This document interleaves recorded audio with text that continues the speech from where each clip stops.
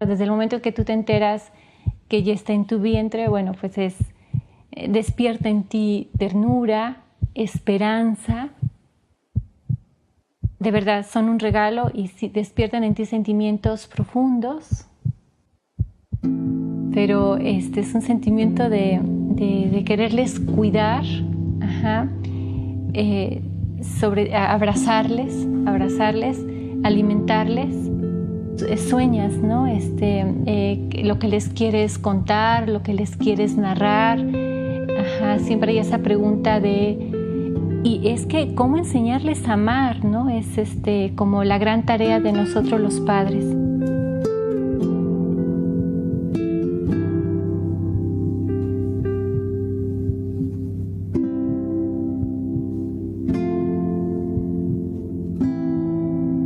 Je m'appelle Benoît Talleux, j'ai actuellement 18 ans. J'ai été adopté en 1995, quasiment à ma naissance en fait, au Vietnam.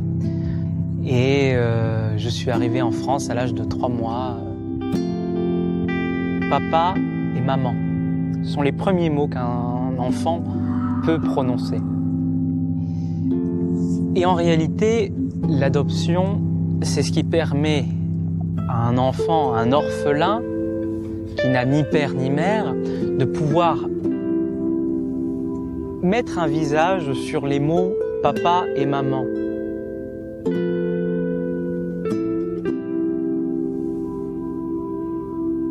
Un enfant qui est orphelin de parents, c'est un enfant auquel on coupe les racines. Et c'est important de l'enraciner dans une nouvelle famille qui devient sa famille. C'est vraiment quelque chose de très particulier puisque l'on vient greffer un enfant à un arbre généalogique qui à la base n'est pas le sien et qui le devient. Je deviens un fils qui a un nom, qui a une histoire, qui a des ancêtres, qui a des parents, qui a des frères et sœurs.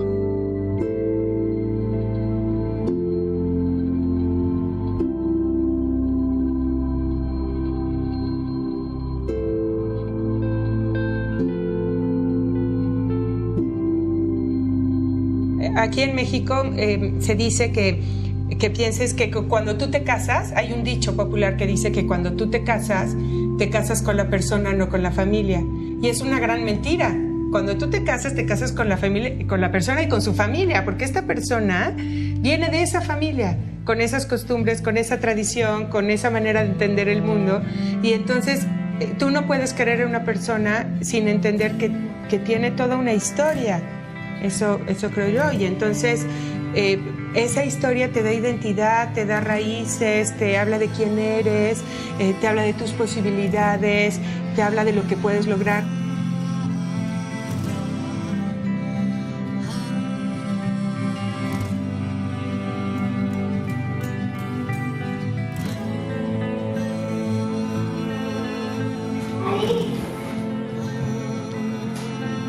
I think the order that we experience as having the father there and the mother present is important for our children in ways that we hadn't thought about. It's not just behavioral shifts when Keith isn't around, it's also emotional shifts. There's something that's a little unsettling for the kids if this is like consecutive mommy days and they don't see daddy, or consecutive daddy days and they don't see mommy. And those emotional shifts are hard to come back from.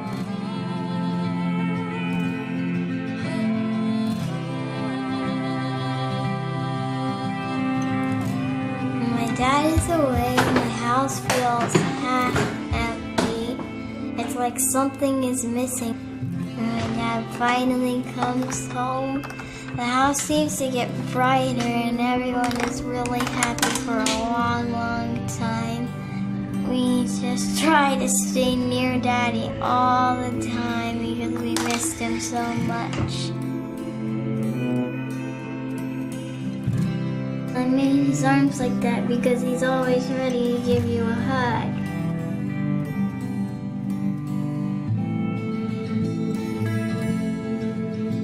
Isaiah, give her some clothes. Some color. this is my mom, and I made her dressed up for church. And on this side, I just made her regular. I know my mother is beautiful because sometimes in the sun her hair shines and it looks so pretty, and her eyes are always twinkling and bright, and she has such beautiful smiles. Motherhood has traditionally been seen as the nurturing genius, where a space is created where a person is allowed to be, which is so much at the heart of the flourishing of a person, simply to be allowed to be accepted unconditionally and received as he or she is. So we often speak of the mother as the heart of the family. And then the masculine genius, the gift of the man, is he can become father. Masculinity gives the capacity for the father to be, in a unique way, the solid structure within which a person can flourish. You could say the scaffolding for all of life, a kind of security that the world is a safe place. Father provides a kind of compass for the conscience of the child. It begins to show the child that they have to direct their whole life according to the benevolent laws and the moral structure of the universe.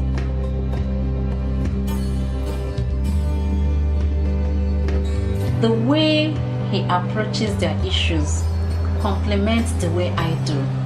I'm very emotional, and I'm usually very affectionate. When the children put so much pressure on their demands, I might soft pedal in the way I demand from them. But for him, because he's very objective and he sees it clearly, once he says this is the way it should be, he keeps to it. He is not cowed. Whatever they ask, even if they ask me, I try to discuss it with the mother. So we always talk about it, and then we take the decision. But the love from me too, makes them feel that in as much as we demand from them, we are also interested in their well-being. In every human being, there's a masculine part and a feminine part. And as a man, I get this feminine part from my mother or from the maternal image in my family. And I get this masculine image from the paternal part, from the paternal image in my family. And I get to make some equilibrium inside. And without this equilibrium, my humanity is not really sane. When Benedict XVI said that the family is the cradle of love, we can see it very clearly in this relational dimension where humans discover for the first time that they are relational beings, and they start acting in a way that will teach them how to conduct all other relationships. The sexual difference within the family between the mother and the father will guide them to understand and to deal with any sort of differences. Que l'amour que me donne mon père et l'amour que me donne ma mère sont semblables mais pas identiques. Ils vont me donner autant d'amour l'un que l'autre, mais pas de la même manière. Pour parler tout simplement, je vais avoir des instants de virilité tout simplement avec mon père, parce que je n'ai pas à avoir des instants de féminité avec ma mère. Et la vision que j'ai toujours eue de ma mère, c'est une mère affectueuse, confiante et courageuse, et tout en étant toujours autant affective. Mon père, j'ai beaucoup plus une relation d'éducation. Ma mère m'aime et me donne de l'affection. Mon père m'aime, me donne de l'affection aussi. Mais ça va être l'exemple de mon père que je vais suivre.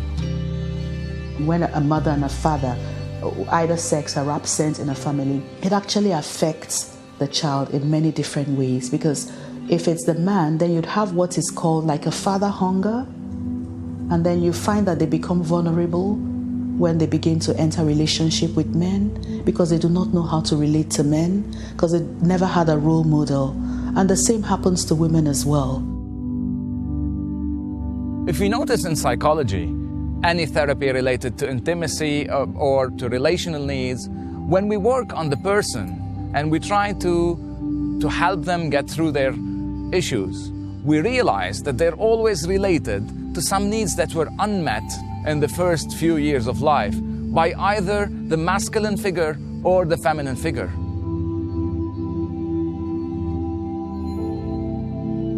Children enrich your marriage. It's a gift, it's a mercy, it's a blessing from God. So many things that they bring out in you never know existed. You know, they teach you how to be compassionate. There are teachers in the school of life for me and the school of marriage. Because not only do we teach them, they teach us too. So we learn a lot from them. They take you back to school and open a new vista for you. Et d'ailleurs, à cet âge-là, s'est posée la question qui pourrait être légitime, c'est-à-dire qu'effectivement, lorsqu'on forme un couple, d'y inclure un enfant. La façon d'inclure un enfant, c'est par exemple l'adoption. Et avec mon conjoint de l'époque, nous avons réfléchi à cette possibilité-là. Évidemment, ça aurait pu être quelque chose d'important pour nous d'avoir cet enfant-là, mais on a trouvé assez rapidement que c'était assez égoïste, puisque en tant qu'homosexuel, c'est-à-dire qu'on ne souhaitait pas avoir la mère de cet enfant-là. Et la question se posait assez rapidement, pourquoi, au nom de je ne sais pas trop quoi, de cet amour avec un autre homme, nous étions légitimes à priver un enfant de son droit naturel d'avoir une mère, de connaître sa mère. Qu'on le veuille ou pas, on a tous un père et une mère. Donc ce qui menace les enfants aujourd'hui, c'est d'être fabriqués d'une manière qui les prive délibérément d'une branche de leur filiation, d'une branche de leur généalogie, pour laisser la place à une personne qui désire être leur parent. Ceci est contraire notamment à la Convention internationale des droits de l'enfant qui a été signée et ratifiée par la France dans le cadre des Nations Unies et qui proclame le droit pour tout enfant, dans la mesure du possible, de connaître ses parents et d'être élevé par eux. Alors la vie prive déjà suffisamment d'enfants de leur père, de leur mère ou des deux. Les malheurs existent, mais ce n'est pas une raison pour délibérément, volontairement, priver un enfant de son père ou de sa mère pour laisser la place à la personne que son père ou sa mère aura choisie.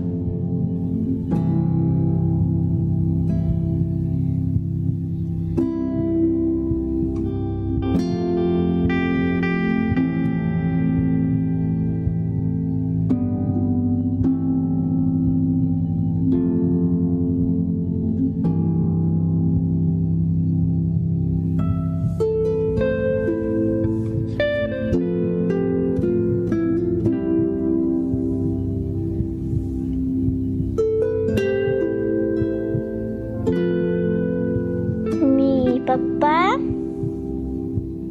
sería el pasto. Nos sostiene